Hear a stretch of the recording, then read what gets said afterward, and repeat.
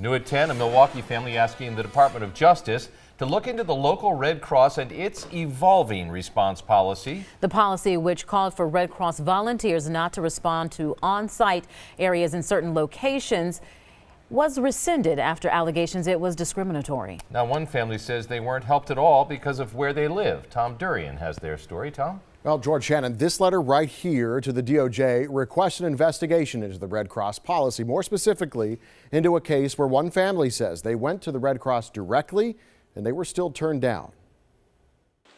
A fire rips through a home at 21st and Concordia last week, destroying everything inside. It's a complete new start for her and the kids. Latrice Turner has a problem speaking because of a disability, but her sister and community activist Tori Lowe had plenty to say for her.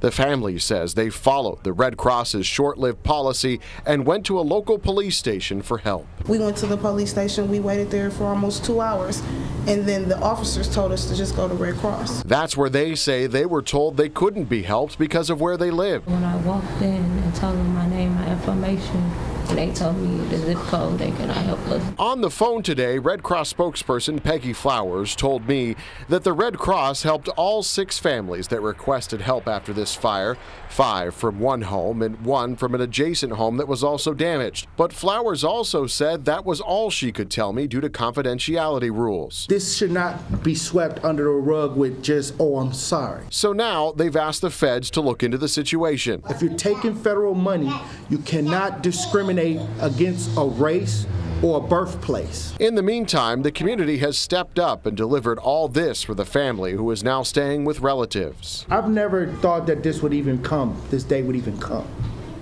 that we would even have to have a problem with the Red Cross. So within the last hour, on their Facebook page, the Red Cross says the family in that piece you just saw right there was provided with several $100s of assistance on the 28th. They also added that they do not receive federal funding for local responses like house fires. The family says they have not contacted the Red Cross since that initial day, nor have they been contacted. Shannon, George? A lot of questions. Thanks, Tom.